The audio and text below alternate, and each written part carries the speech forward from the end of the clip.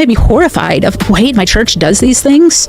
I want to give you some reasonable ways to think about some of these terrible, terrible events that show it's not exactly as they are making it out to be. Sexual abuse is terrible.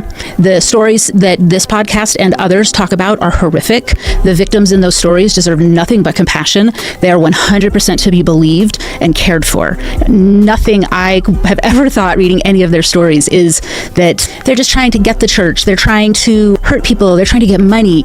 None of the victim stories are anything like that. They're actual, real people who've been really hurt by experiences happening to them. And they deserve our compassion and they deserve our prayers. And at the same time, people outside of those situations, people like these podcasters we're going to talk about, are using those stories to make conclusions about our church that, for the most part, just aren't true. Today, we are going to talk about a podcast that has gotten a little bit of traction. It's called Heaven's Helpline. It's a show about our church, the Church of Jesus Christ of Latter-day Saints, and how it handles cases of sexual abuse. I read and write a lot about issues that involve sexual abuse in our church, so of course I was interested in listening to this podcast. And they make a lot of claims about our church, about the people in our church, the average members, about the leadership of our church, and how we handle various things. I want to go through the claims that they make and talk about them. Some of the things they say are true.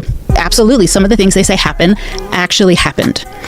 But frequently, in this show especially, they're using those true events to draw conclusions that are not true. And they could use some additional context. I want to talk to you about these things. I know this is hard stuff to listen to. It's hard stuff to talk about. And if you pay attention to this issue at all, you have heard in the media, online, in discussions, people talking about how our church handles abuse. And a lot of it is just wildly taken out of context.